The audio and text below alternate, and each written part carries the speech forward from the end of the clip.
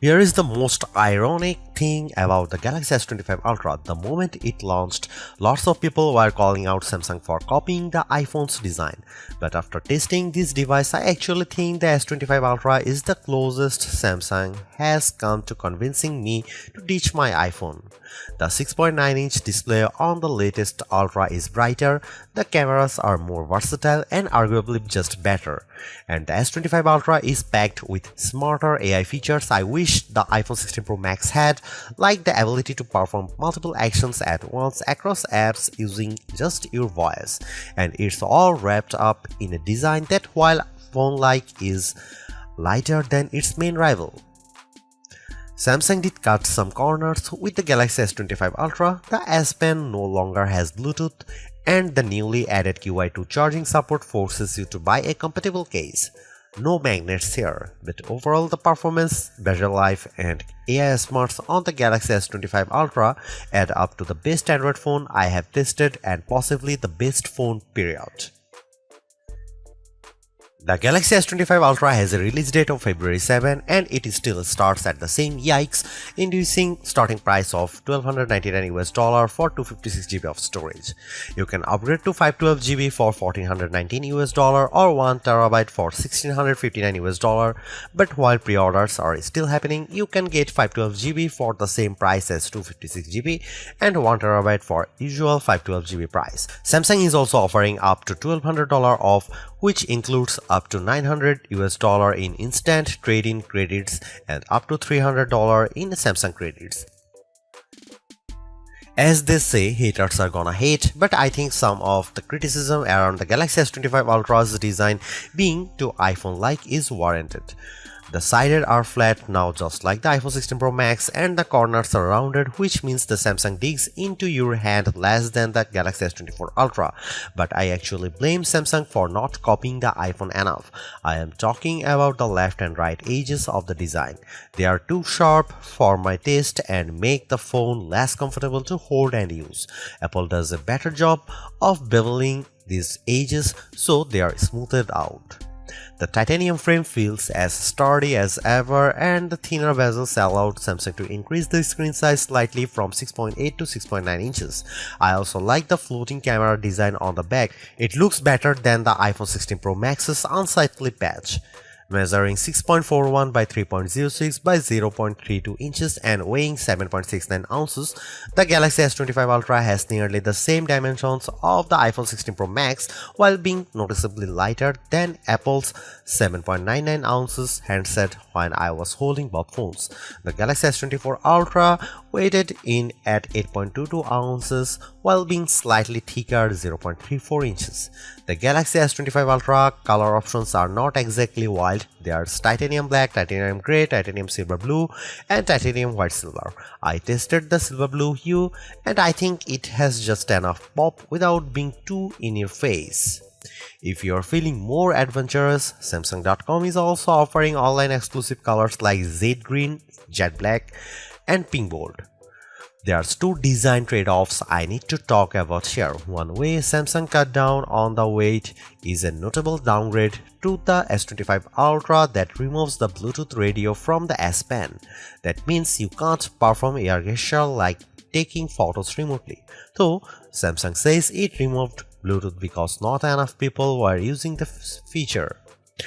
The second trade-off is that Samsung Galaxy S25 Ultra has half-edged QI2 charging support. I say that because the magnets are not built into the phone itself, so if you want to easily attach to magnetic QI accessories like docks and car mounts, you are going to have to spring for a special case. The Galaxy S25 Ultra's display is the closest to perfect we have tested yet, and that's saying something because the S24 Ultra was freaking good.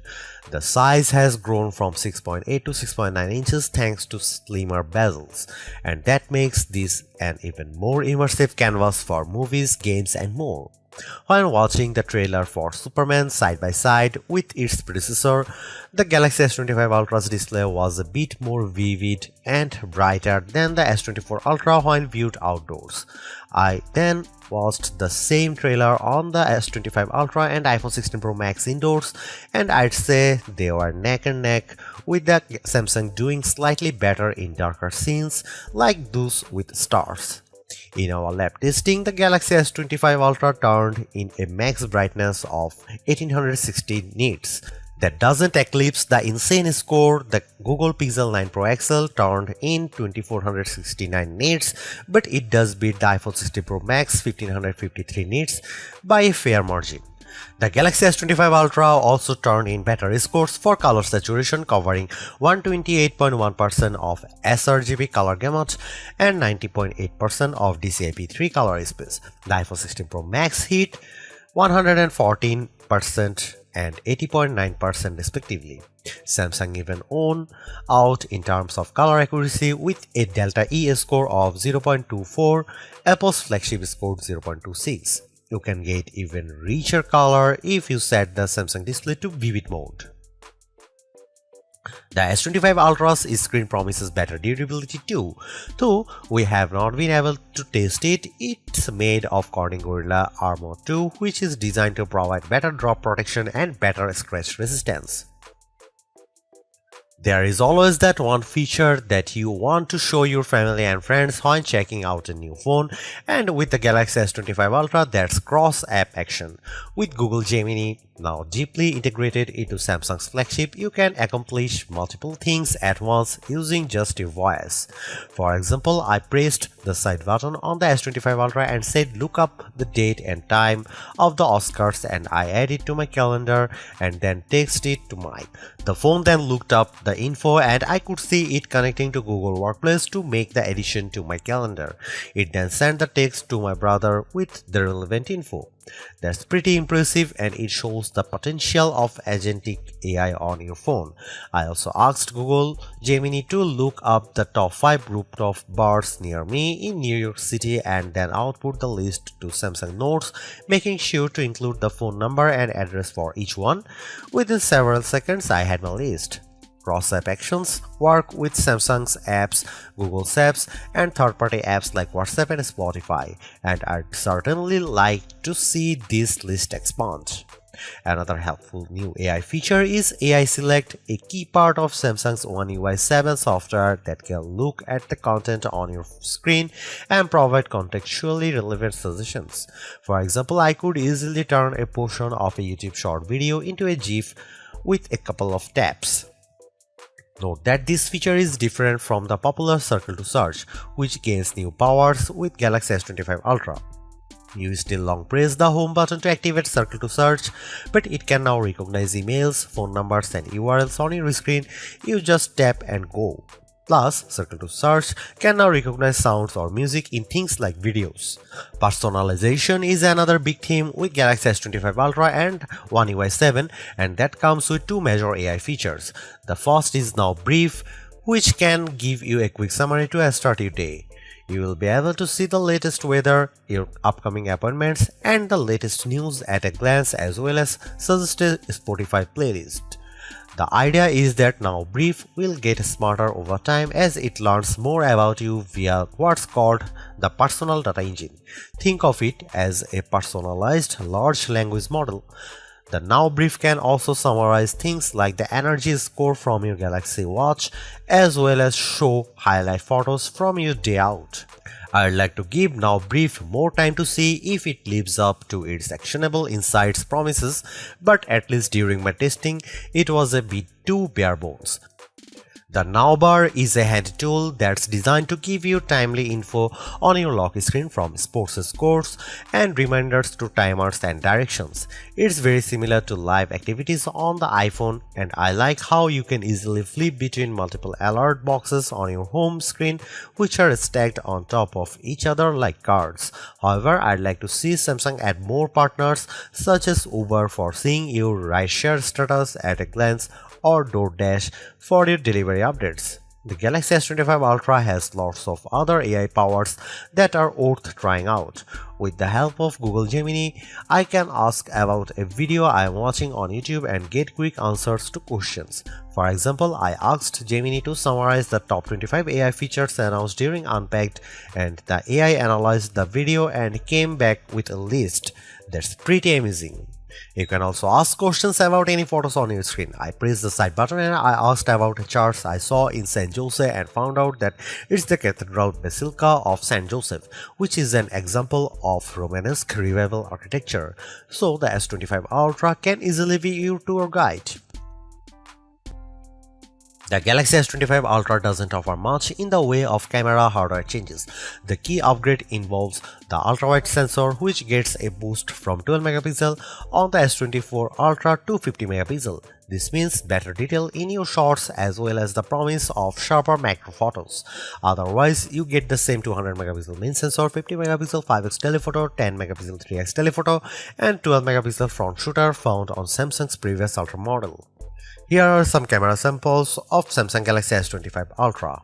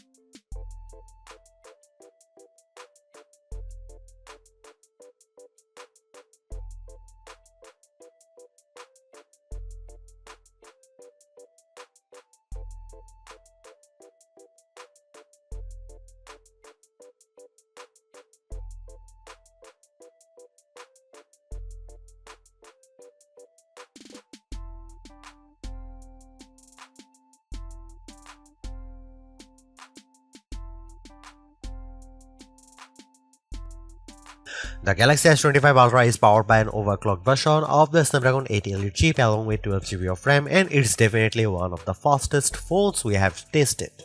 I flipped between over a dozen open apps, constantly dipping in and out of Chrome, Spotify, Photos and more, and the S25 Ultra remained silky smooth under pressure. The S25 Ultra is also a gaming beast. I enjoyed rock-solid frame rates when playing Diablo Immortal, even with over a dozen enemies on screen. When I unleashed my undead minions on some overgrown spiders while also brandishing my treasure, the gameplay remained fluid. The S25 Ultra beat the iPhone 16 Pro Max in some key benchmarks, but not at all. On Geekbench, which tests a phone's CPU, the S25 Ultra turned in a higher multi-core score but lower single-core score. But when it came to graphic performance, the S25 Ultra blew away the iPhone with a much higher frame rate in 3D Mark Solar Bay Unlimited test. If you are transcoding video too, the Samsung was a good 30 seconds behind Apple in our Adobe Premiere Rush test. Sure, the Galaxy S25 Ultra is an iterative update, but Samsung has made big improvements where it matters most, including introducing AI features that will save you time and make your life easier. The ability to perform actions across multiple apps at once using your voice has the potential to change how we interact with our phones forever. But it's clear that Samsung needs to add more partners both for this AI agent feature and for things like Now Bar. I am less impressed with the Now Brief, and I wish Samsung had included QI2 magnets in the phone itself so you didn't have to buy a case to connect to magnetic accessories. But overall, I really like the Galaxy S25 Ultra. Its AI smarts, wavy display, mostly top-notch cameras, super smooth performance, and long battery life add up to a very impressive flagship, so impressive that I am tempted to switch to Android myself. Thanks for watching, see you in the next one.